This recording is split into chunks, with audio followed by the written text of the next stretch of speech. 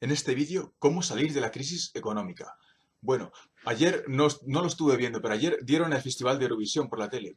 Ya he escrito por ahí algún artículo donde yo mismo he dejado claro el poco aprecio que tengo a este festival. Y bueno, y entre otras cosas le tengo poco aprecio porque creo que no se valoran las canciones.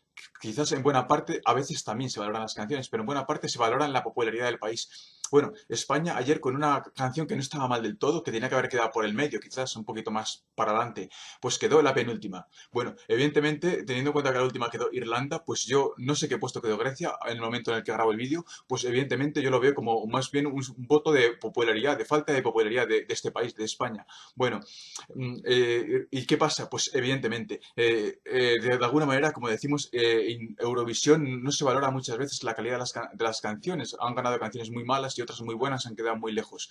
Bueno, se valora en buena parte la popularidad del país. No es extraño que últimamente casi siempre ganen los países del norte de Europa, que son los países populares. Bueno, España tuvo una época donde fue popular, que fue en el siglo XVI, que inspiró a Shakespeare y otros grandes maestros, la cultura española. Bueno, en este momento en nuestra actual historia, evidentemente no es así. De alguna manera, algo de esto ha dicho Eduard Punset, que siempre que viene del extranjero, van enseguida los españoles a preguntarle qué piensan de los españoles en el extranjero. Y bueno, y el propio Eduard Punset dejaba claro que esto en Inglaterra no pasaba, que los ingleses tenían una autoestima de ellos mismos, que no necesitaban, digamos, que los demás le dijesen que sí eran buenos y que sí no eran buenos. Evidentemente, cuando nosotros nos preguntamos que qué pasa con nosotros, que por qué, que qué visión tienen de los españoles fuera de aquí, es que realmente vemos que hay algo que anda mal. Y efectivamente, hay algo que anda mal. ¿Qué es? La política. Bueno, verdaderamente yo no me integré en el sistema de ladrillo que hubo en España desde el 2000 o antes hasta que se arruinó hace unos ya 3 o 4 o 5 años. Y de alguna manera yo tampoco me he integrado en el 15M y en el movimiento este que, digamos, pretende de alguna manera cambiar los cimientos de la sociedad. ¿Y por qué yo no me he integrado? Porque siempre me he mantenido al margen, algo que quizás choque. Bueno, entre otras cosas, porque tiene una falta de... O sea, no, es un movimiento que no es ilustrado, es un movimiento que es demasiado populista. Y por supuesto hay que decir una cosa buena, que es un movimiento que nos está haciendo despertar. ¿Y qué significa esto? Bueno, las dos cosas malas significan, a ver, lo que es populista, pues que de alguna manera con gritos, con asalto al Congreso, con cosas de estas, pues no podemos conseguir mucho. Verdaderamente, creo que deberíamos de ser más ilustrados. ¿Qué quiere decir esto? Pues quiere decir empezar a seguir el camino que ya abrieron los hombres que nosotros hemos estudiado en los libros de historia, los hombres de las Cortes de Cádiz, que hicieron una especie de ilustración a la española. Ellos querían, digamos, no querían ni a los franceses que eran invasores, ni querían a los propios señores feudales que teníamos aquí antes, que básicamente eran unos esclavistas, unos negreros, por llamarlos con términos actuales. Bueno, verdaderamente ellos propusieron una tercera hipótesis, los hombres de las Cortes de Cádiz. Dice Pérez de Reverte que fueron ingenuos en su hipótesis, pero para mí fueron grandísimos porque verdaderamente empezaron un camino que se puede continuar. Realmente esta hipótesis intermedia es un poco la hipótesis del liberalismo. ¿Qué es el liberalismo? Bueno, verdaderamente nosotros podemos imaginar ahora mismo la Edad Media europea. En la Edad Media hay un puñado de personas, los nobles, que tienen muchísimo, lo tienen todo, tienen hasta la propiedad de sus siervos. Son los nobles, todos lo sabemos. Eran quizá entre un 7 o un 8%, depende del reino de España en que estuviésemos. Y luego teníamos el pueblo llano, que eran el 90% o más del 90%. Otra vez depende del reino de España en el que estuviésemos. Verdaderamente había dos frentes tremendamente enfrentados, dos frentes, la nobleza y digamos los campesinos. ¿Qué pasaba? Pues mira, que básicamente el comunismo no lo inventó más. El comunismo ya existía en la Edad Media. Cuando verdaderamente los campesinos veían que eran muchos más, ellos se ponían a conspirar. A veces con la ayuda de un cura se ponían que era el intelectual, claro, el que le ponía el cerebro al asunto, el que tenía estudios, el que tenía algo se ponían a conspirar para intentar quitarle, digamos, el poder a los señores feudales. Verdaderamente estas conspiraciones a veces terminaban con ríos de sangre enormes, enfrentándose los campesinos a los señores feudales y comúnmente desangrándose ambos y al final los feudales siempre ganaban porque tenían la organización, aunque fuesen minoría. Verdaderamente en el siglo XIX, ¿qué pasó? Que pues que llegó la burguesía. ¿Y qué es la burguesía? Ahí está realmente lo interesante del asunto. La burguesía no son ni señores feudales ni son campesinos, son algo intermedio. Es la acción intermedia. Verdaderamente esto es el liberalismo, una acción intermedia entre los campesinos que realmente invocaban una especie de comunismo y los señores feudales que invocaban lo que podríamos llamar un neoliberalismo de la Edad Media. Realmente la burguesía en principio empezó buscando un camino intermedio y ese es el camino intermedio que yo tanto adoro y que yo lo llamo liberalismo y ese es el camino intermedio que desde luego nos debe de servir para salir de la crisis.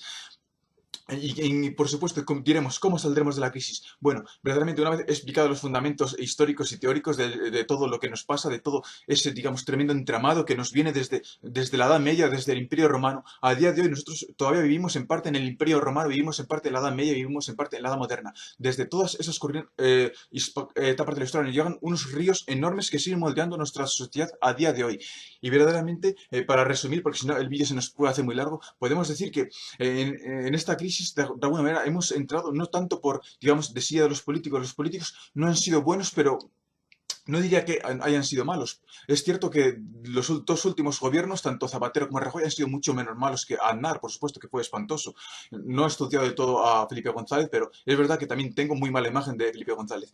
Creo que sí, es cierto que hemos avanzado y que Zapatero y Rajoy, con lo malo que tienen ambos, son menos malos que lo que había antes. Verdaderamente los políticos no son muy buenos, pero es que los políticos tampoco, cuando no son muy listos y cuando encima no tienen el apoyo de un pueblo, que se dice eso, que ha vivido por encima de sus posibilidades. Pero ahora explicamos esto. Cuando no tienen el apoyo de un pueblo, pues es verdaderamente muy difícil construir un país verdaderamente puntero, un país puntero energéticamente, un país puntero en todos los términos. Y de alguna manera, por eso mismo, para salir de la crisis, por supuesto que hace falta buenas medidas económicas, pero por encima de todo, tenemos que cambiar nosotros los valores en los que nos hemos enculturalizado los últimos 10 años, el pelotazo inmobiliario, el tener un piso, el tener un coche caro, el hipotecarnos por una tontería, el tener viajes caros. Verdaderamente nosotros hemos sido quizás demasiado pijos durante más de 10 años, hemos, digamos, acabado nuestra propia tumba, la tumba en la que ahora estamos, algunos más que otros, porque no todo el mundo está en crisis. Esa es otra de las, digamos, de los mitos de la crisis, también podemos llamarle. De alguna manera, nosotros mismos tenemos que empezar por cambiar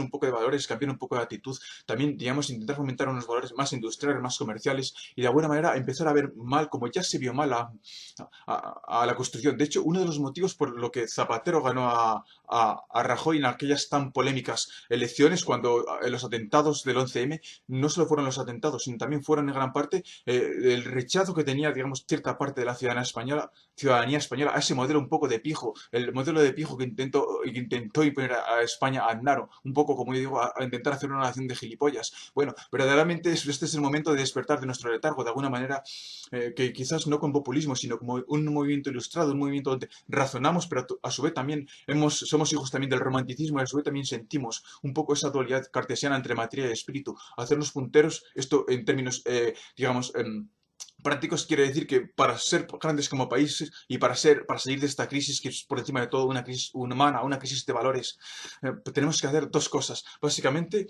por un lado, tenemos que ser quizás cultos, tenemos que ser un poco poetas, un poco, digamos, sensibles. Y por otro lado, tenemos que fomentar la industria, porque para poco sirve la sensibilidad del poeta si no hay una industria que le da folla a eso. Evidentemente, tú puedes ser muy refinado, pero como no tengas un poco más de industria que lo que tiene actualmente España, que es un 15%, pues para poco te puede servir.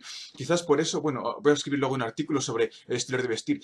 Por eso a mí me gusta vestir de negro, de alguna manera, a veces hasta pienso en pintarme unos rayajos negros en la cara. Y para mí eso es muy simbólico, yo que lo siento todo, que soy poeta. Para mí es simbólico de lo que yo pido, lo que yo exijo, que es reindustrializar el país, porque verdaderamente con un 15% de industria en el Producto Interior Bruto, poco se puede hacer. Y de alguna manera, por eso mismo estamos viendo movimientos donde el PP realmente está intentando vigorizar otra burbuja inmobiliaria que durará lo que dure, muy poco y otra vez volverá a hundir y estaremos las mismas. Realmente somos nosotros también los que, como ciudadanos, debemos de pedir esa reindustrialización de España. Yo siempre he visto, a veces visto de negro como una forma de eso, de simbolizar eso, simbolizar que yo quiero un país más industrial, porque verdaderamente la industria es la única, digamos, lo único que le ha aportado libertad a la historia de la humanidad. Todo lo demás, junto con el comercio, precisamente muy relacionado con la industria, todo lo demás, tanto la agricultura como el ladrillo, como el turismo, yo lo veo como un esclavismo, como un sistema de negreros. Verdaderamente, si queremos salir de la crisis, tenemos que empezar a ser un pueblo industrial y un pueblo sensible. De alguna manera, como yo digo, es la unión del poeta y del matemático. Verdaderamente, por supuesto, tenemos un gran futuro. Y hay que decir que no hace falta ni ser poeta ni ser matemático. Yo soy un poco poeta, pero no hace falta en absoluto. Simplemente se trata un poco de cambiar de valores, de cambiar un poco no solo el modelo productivo, sino un poco nosotros mismos, como decía Wittgenstein, revolucionario es aquel que se revoluciona a sí mismo. Realmente yo no apoyo quizás mucho eso de ir por dando gritos, aunque por supuesto los primeros que hacen Scratch, que es un término muy de moda, son los políticos con sus teles que ellos dominan, que ellos manipulan, eso por supuesto.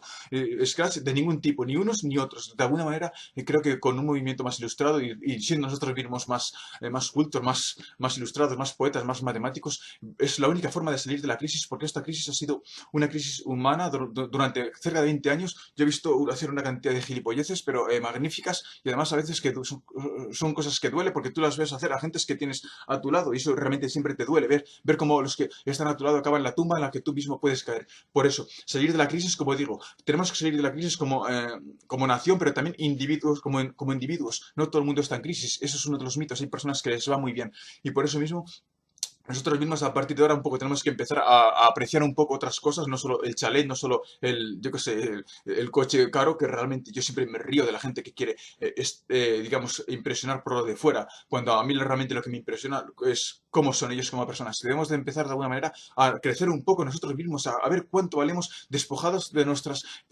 posesiones materiales. Y verdaderamente esto es una buena forma de salir de la crisis, por supuesto apoyado a la industria. Sin industria no hay nada, y realmente lo que ha liberado a la humanidad solo es la industria.